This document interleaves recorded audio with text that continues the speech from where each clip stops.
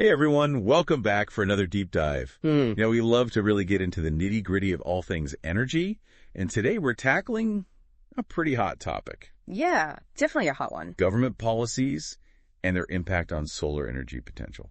You know, it's interesting because everyone's talking about going green, renewable energy. Solar's having a big moment. But is it all it's cracked up to be? Well, that's what we're going to try to figure out today. We're diving into an opinion piece called Green Hypocrisy, How Government Policies Sabotage Solar Energy Potential. It's by Dr. Lev Neimotin. Okay, so right off the bat, pretty provocative title. And Dr. Neimotin, he's got a PhD in mechanical engineering. Yeah, and he's been in the energy sector for quite a while. Actually, he's currently the CEO of a company working on a bunch of different technologies, including renewables. So he knows his stuff, but also might have some biases to watch out for. Exactly. Yeah. You've always got to consider the source, right? But that's what makes this deep dive so interesting. Mm-hmm. We get to unpack his arguments, see where he's coming from, and maybe challenge some of our own assumptions along the way. Sounds good to me.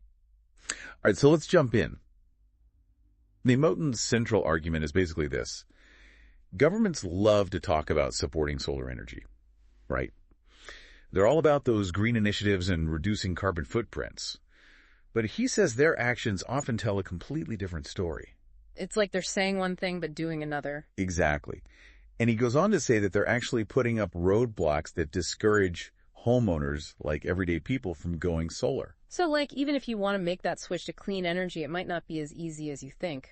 Yeah, and he points to a few key examples of this sabotage, as he calls it.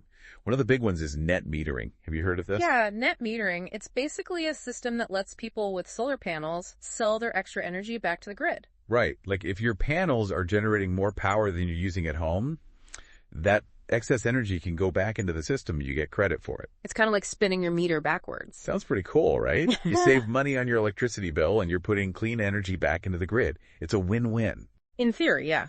But Neimotin points out that there's a catch. There's always a catch, isn't there? Right. Utility companies, a lot of times they put limits on how much energy they'll actually buy back from homeowners. So you're telling me even if I invest in this big fancy solar panel system, I might not be able to sell back all the energy I'm producing? That's exactly what he's saying. It's like they're putting a cap on how much clean energy you can contribute. And why would they do that? Seems counterproductive. Well, Neimotin argues it's all about protecting the utility company's profits. They don't want too much competition from independent solar producers. So even though governments are pushing this whole clean energy agenda, there are other forces at play trying to maintain the status quo. Pretty much. Yeah. And it gets worse. He talks about these things called standby charges. Standby charges. What are those? Okay, so imagine you've gone solar, you're generating your own power, you're feeling good about it, right? But then you get hit with this fee from the utility company. A fee? I'm producing my own energy. Why would I have to pay them anything? That's the crazy part. It's basically a fee for being connected to the grid. Even if you're not really using their electricity, they're charging you just for the option of having it. So I'm being penalized for being energy independent. That's one way to look at it. Neimotin calls it a sun tax. It's like they're trying to discourage people from going off grid. It's almost like they're saying, sure, you can go solar, but we're still going to get our cut. Exactly. And it makes solar a lot less appealing financially, especially if you were hoping to save money by selling back that excess energy. It just seems so counterintuitive.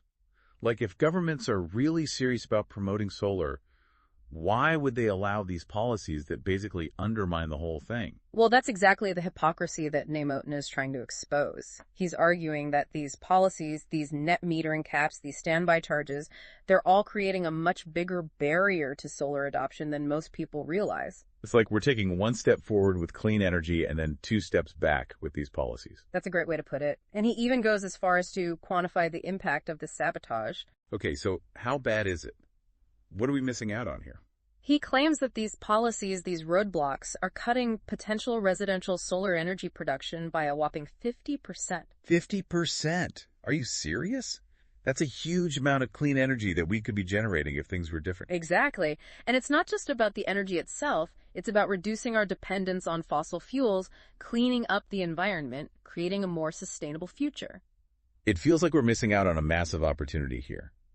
And to make things even crazier, he argues that we're only scratching the surface when it comes to solar potential.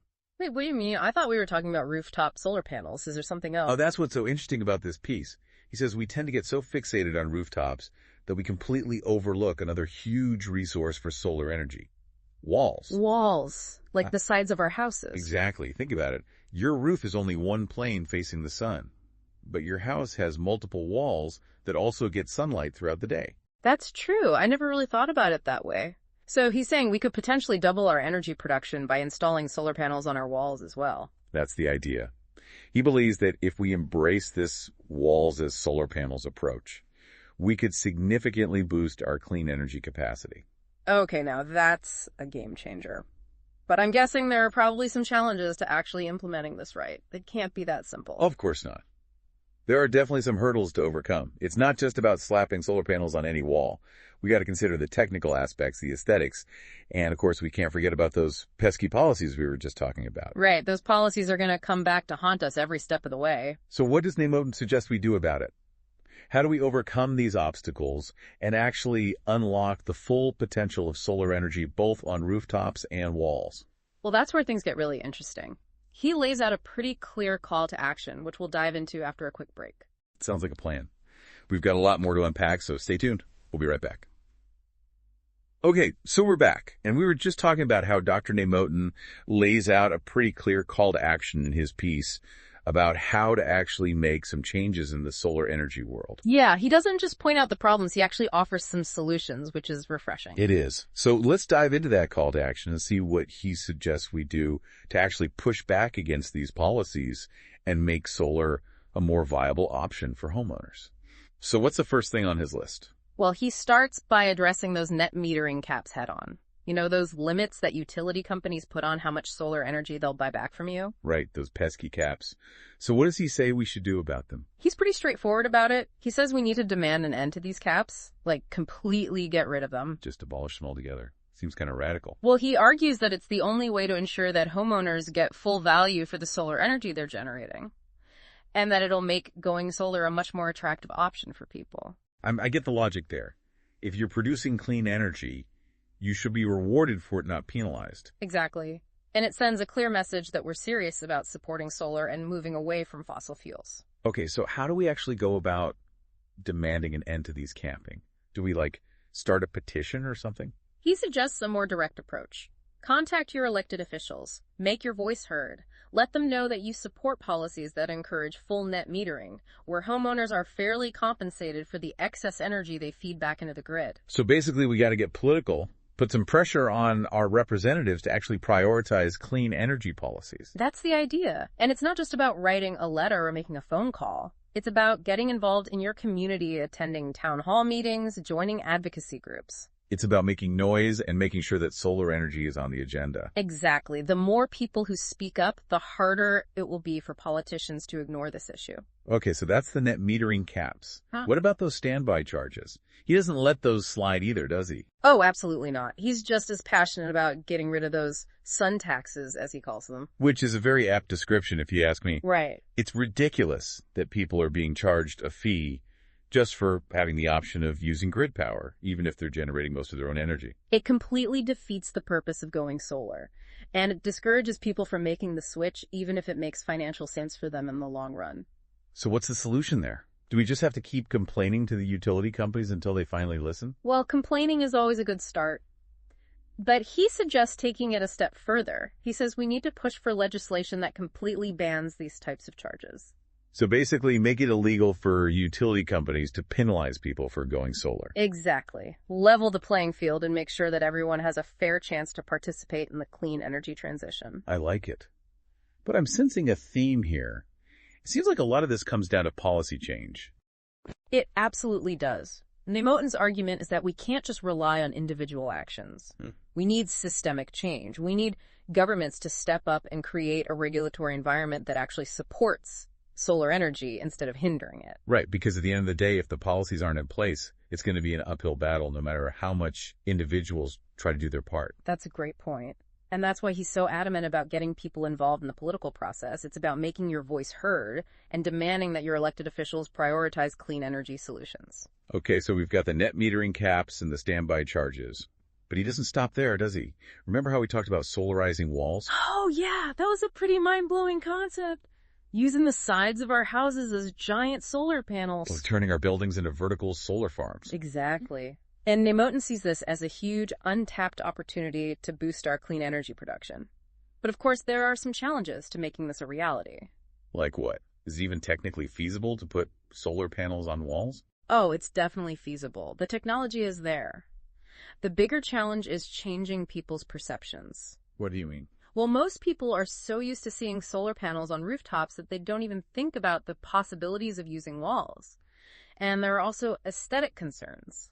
Some people might worry that wall-mounted solar panels will look ugly or clunky. That's fair. I mean, you don't want your house to look like a spaceship. Right. So we need to show people that wall-mounted solar can be done in a way that's both aesthetically pleasing and energy efficient. So it's about showcasing those successful examples and changing the narrative around what wall-mounted solar can look like. Exactly. And it's also about making sure that building codes and regulations don't create unnecessary barriers to this type of installation. Right, because what's the point of having a great idea if you can't actually implement it because of all the red tape? Exactly. Nemotin argues that we need a more flexible and forward-thinking approach to building design and energy regulations, one that encourages innovation and allows for these kinds of creative solutions.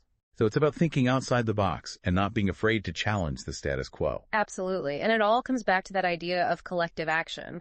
We need architects, engineers, policymakers, and everyday citizens all working together to make this vision a reality. It's about creating a movement, a groundswell of support for solar energy that can't be ignored. And that's where Nemotin's call to action comes in. He's not just talking to policymakers. He's talking to all of us. He's saying that we all have a role to play in this transition to a cleaner, more sustainable future. So what can we do? What are some concrete steps that our listeners can take to actually make a difference? So we've talked about Dr. Nemotin's call to action, all the things he thinks we need to do to really get solar energy moving. But I'm curious, what stood out to you the most from his perspective? What really struck you? You know, honestly, what hit me hardest was that 50% figure. Ah, yeah, the potential solar energy we're losing because of those policies. Yeah, exactly. Like, it's hard to wrap your head around that number, you know? That's a lot of clean energy we're missing out on. It really makes you think about the opportunity cost. You know, all the benefits we could be reaping if those roadblocks weren't in place. It's like we're holding ourselves back for no good reason. And it highlights the importance of being critical of policies, even when they're presented as being green or sustainable. Right. We need to look beyond the surface and ask those tough questions, like who benefits from these policies? Are they really serving the greater good? And that's something we as citizens need to be more aware of. We can't just passively accept policies that are ultimately harmful to the environment and to our future. Absolutely. We have a responsibility to hold our elected officials accountable and demand better. And I think Nemotin's piece gives us the tools to do that. He doesn't just point fingers. He actually offers solutions, concrete steps we can take to push for change. And that's what makes his argument so powerful. He doesn't leave us feeling helpless. He empowers us to be part of the solution. Speaking of solutions, did any of his proposed actions stand out to you as particularly promising? You know, that whole concept of solarizing walls, that really blew my mind. Oh, yeah. Using the sides of buildings as giant solar panels. Exactly. It's such a simple yet brilliant idea. And it has the potential to completely change how we think about generating solar energy. Like imagine entire cities with buildings that are covered in solar panels. Right. It's like turning our urban landscapes into vertical solar farms. Not only would we be generating clean energy, but we'd also be creating these really visually striking and futuristic cityscapes. Exactly. It's a win-win on so many levels.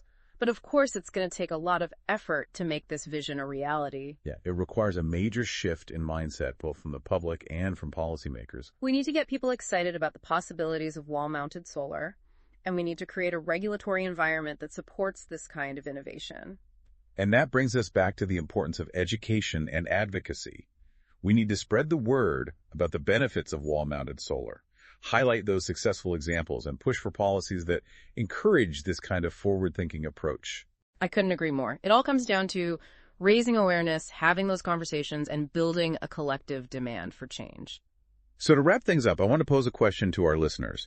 What resonated with you most from Dr. Nemotin's piece? And more importantly, what steps will you take to support solar energy progress in your own community? Remember, even small actions can have a ripple effect, whether it's talking to your friends and family about solar, contacting your local representatives, or simply learning more about the issues. Every effort counts. We're all in this together, folks, and together we can create a brighter, more sustainable future powered by the sun. Thanks for joining us on this deep dive, and keep those conversations going.